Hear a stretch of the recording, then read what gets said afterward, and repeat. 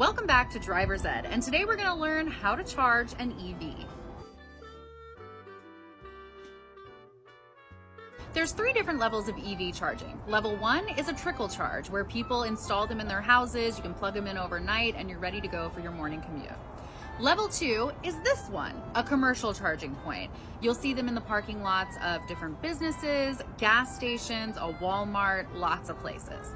Level 3 is a supercharger, which is most common for Teslas, but there are superchargers for other EVs. They can charge up to 200 miles of range per hour. As you probably already know, Tesla has a different charging system than all the other EVs. So first, let's look at a Tesla supercharger. The difference between Tesla charging and all the other EV chargers is the shape of the plug. You're going to need a converter if you don't have a Tesla, and if you're trying to charge a Tesla somewhere else, the same applies.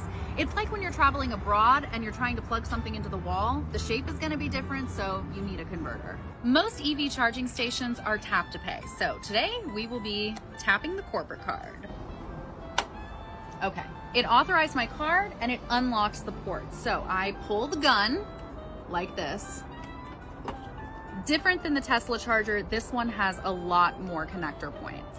On this Hyundai Kona, the charge port is where the grill would be. So I'm going to push to pop, just like a gas tank.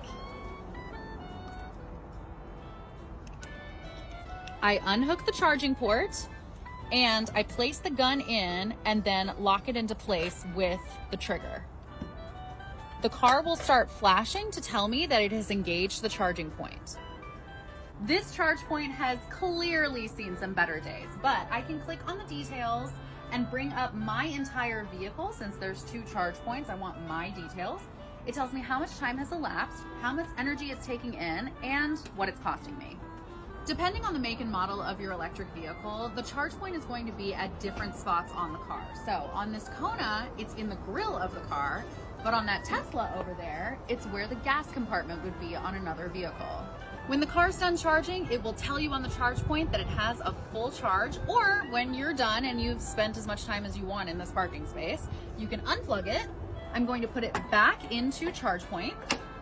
And now it tells me how much I spent on the charge, which was 4 cents, because I was here for like 10 seconds.